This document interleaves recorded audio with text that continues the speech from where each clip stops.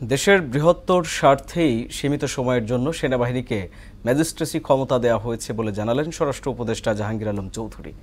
আর তথ্য উপদেষ্টা নাহিদ ইসলাম বলেন, আইনশৃঙ্খলা পরিস্থিতির আরও উন্নতির জন্য এ ব্যবস্থা। আলাদা অনুষ্ঠানে এসব কথা বলেন তারা।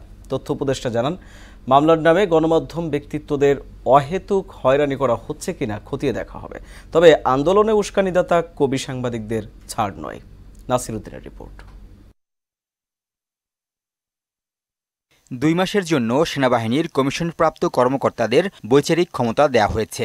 মঙ্গলবার এ বিষয়ে প্রজ্ঞাপন জারি করে জনপ্রশাসন মন্ত্রণালয়। সচিবালয়ে সাংবাদিকদের সঙ্গে আলাপে মন্ত্রণালয়ের সিনিয়র সচিব বলেন, জননিরাপত্তা নিশ্চিতে সেনাবাহিনীকে বিশেষ ক্ষমতা দেয়া হয়েছে। মানুষের মধ্যে যেন আস্থা থাকে, সব বাহিনী একসাথে একই আমব্রেলায় কাজ করছে, এই মেসেজটার জন্যই এই ধরনের একটা আমাদের বিভিন্ন বাহিনী কাজ করে না, তো এটা আরেক বাহিনীকে বিধি মোতাবেকই তাদেরকে এই ক্ষমতা দেওয়া হয়েছে। নিজ দপ্তরে সমসাময়িক বিষয়ে সাংবাদিকদের ব্রিফ করেন তথ্য উপদেষ্টা নাহিদ ইসলাম। সাংবাদিকদের বিরুদ্ধে হত্যা মামলা প্রসঙ্গে কথা বলেন তিনি। যদি অভিযোগ না থাকে তাকে এই মামলা থেকে রেহাই দেওয়া হবে।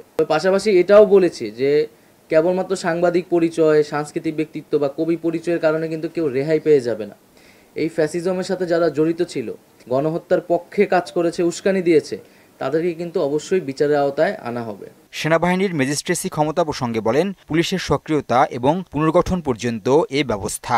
এই সময়টার মধ্যে আমাদের যে পুলিশ বাহিনীটা আছে সেটাকে সম্পূর্ণভাবে রিফর্ম করে আরও শক্তিশালী করে মানুষের আস্থার জায়গায় নিয়ে এসে তাদেরকে মাঠে ফিরিয়ে নিয়ে আসবো। এই কারণে মূলত এই সিদ্ধান্তটি নেওয়া হয়েছে। এদিকে গাজীপুরের শফিপুরে আনসার ভিডিপির 40তম বিসিএস কর্মকর্তা এবং 25তম রিক্রুট সিপাহী মৌলিক প্রশিক্ষণের সমাপনী কুচকাওয়াজে যোগ দেন স্বরাষ্ট্র উপদেষ্টা জাহাঙ্গীর আলম চৌধুরী। কথা বলেন সেনাবাহিনীর বিশেষ ক্ষমতা প্রসঙ্গে। আমাদের অন্যান্য বাহিনী তো কিছু স্বল্পতা রয়ে গেছে, এটা পূরণ করার জন্য তো সেনাবাহিনী আমরা আনিছি। যেমন এই যে ম্যাজিস্ট্রিয়াল পাওয়ারটা, এইটার সুবিধাটা ভোগ করবে বাংলার জনগণ। সরকার পরিবর্তনের পর পুলিশের যেসব সদস্য কর্মক্ষেত্রে ফেরেনি তাদের বিরুদ্ধে ব্যবস্থা নেয়ার কথাও বলেন স্বরাষ্ট্র উপদেষ্টা।